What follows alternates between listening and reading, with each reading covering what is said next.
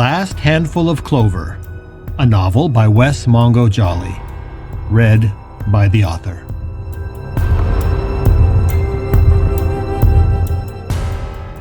Book 2, Gifts Both Light and Dark.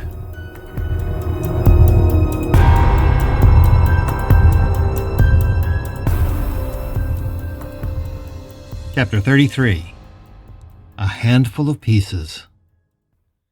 June 13th, 6 p.m. The guard brought Howard his dinner at the usual time, and it was the kind of light, cold fare that he was used to at the Matheson courthouse. The food at the detention center was much better. At least it was hot. It took him a few minutes to even remember why they had moved him back to the courthouse. Oh, that's right. My hearing's been rescheduled for tomorrow morning. In the last hour since Richard Pratt and the ghost named Billy had left his cell, Howard's mind had been whirling. Thanks to their strange visit, he had learned an incredible amount, and he was still trying to sort it out. As he toyed with the bologna sandwich, he tried to put all the little pieces into some kind of larger context. It was like having a puzzle with 90% of the pieces missing and still trying to figure out the picture from the scattered pieces remaining. At first he had thought of Justin as a demon. But since seeing Richard and Billy, he now felt confident in a different explanation.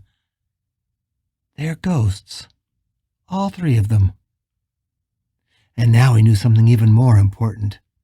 Justin's possession of him, yet another new word, but that one seemed instantly correct, was not just random.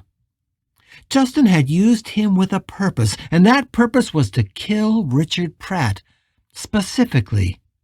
His crime was not a random act of violence. It was deliberate, and his body had been no more than a convenient murder weapon. He had gleaned from the conversation that Richard and Justin had been lovers in the years before the boy had died. Had Pratt murdered him? At the very least, the man felt responsible for his death, and there must be a reason for Justin's rage. Pratt clearly feared the bastard and thought that he was out to kill his current lover, the man named Keith Wu. I can't believe I'm in the middle of some goddamn gay lover's quarrel between a ghost, his dead lover, and his new boyfriend. It all seemed like some kind of surreal nightmare. He hadn't even had any gay friends in high school. He hadn't hated the gay guys that were out of the closet, as they called it, but he had no reason to hang out with them either. They were the ones doing all the shows and playing in the band, while he'd been playing football. The gay guys in his school had a reputation for being overly dramatic, and now here he was, stuck in a level of gay drama he hadn't ever dreamed could exist. Finally taking his first bite of the bologna sandwich, he marveled at how clear his mind felt. Knowing that he hadn't actually killed Pratt was liberating. The deep weight of guilt and shame had been lifted away. He had believed that he wasn't a murderer, and never could be. But there was a difference between believing that and having proof. His mind was slowly transitioning from seeing himself as a perpetrator to seeing himself as a victim, and somehow that made him feel far less alone. All along, he had been assuming what happened to him was some kind of unique phenomenon. But the new ghost had made him realize that what was going on was much larger than what was unfolding in his little world. There are more ghosts out there. I've seen 3 now, so there must be more. How many? Dozens? Hundreds? Now that they were gone, Howard found himself missing Richard Pratt and the strange boy named Billy.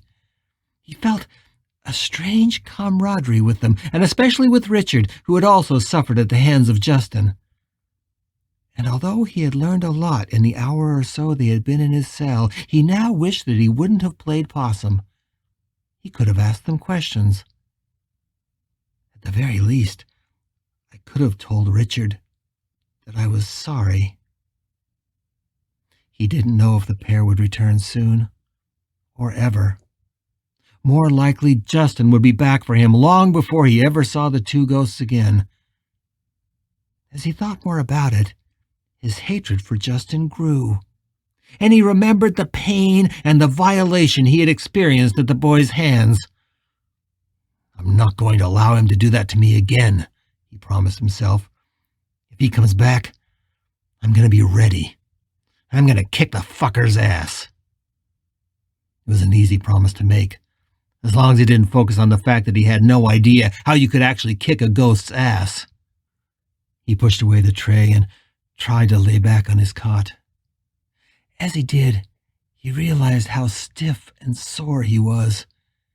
He'd taken quite a battering by the officers who had tackled him at the hearing, not to mention where the big man had come close to shattering his breastbone. He could still feel the hand-shaped bruise there, where it had developed like a Polaroid photo.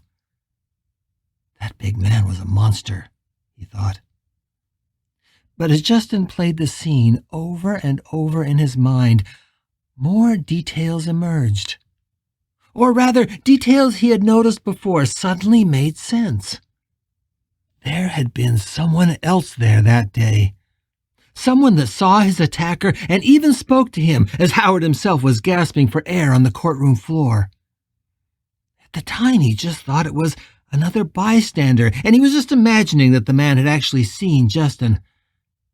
But now that too clicked into place. It was Richard Pratt. He had been standing there, behind the big man who had thrown the piledriver into his chest. So, the ghost of the man I killed, no, the man Justin killed, was there, watching at the hearing. Perhaps Richard Pratt's been following me for some time now.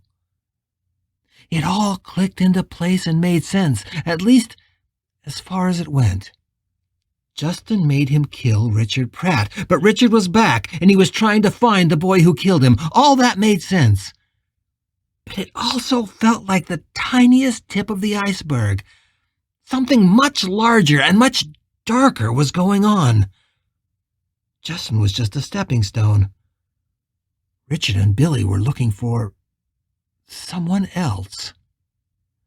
Richard called him God, but that sounded like sarcasm. What else did he call him? Howard searched his memory, and then something clicked. The Wanderer. The last part of Richard and Billy's conversation confused him, especially the long period where the two were silent, and then how agitated and terrified Richard was when he spoke again. Who was the Wanderer? He clearly frightened them both, and they seemed intent on finding him. Howard sighed and closed his eyes. Just a few hours ago, he felt like what was happening to him was the most important thing in the world. It felt strange to see himself as a small piece of a much larger puzzle. A puzzle still missing too many pieces.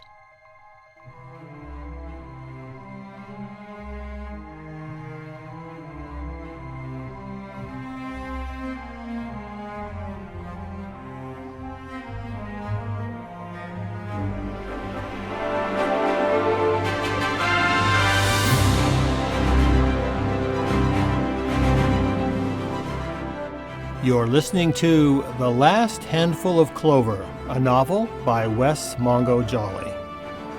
If you're enjoying this audiobook, please consider supporting the author on Patreon. That's patreon.com/Wess Mongo Jolley. And for more information, check out the author's website at wessmongojolley.com. That's WESSMONGOJOLLEY.com. Thanks for listening, and stay tuned for more episodes.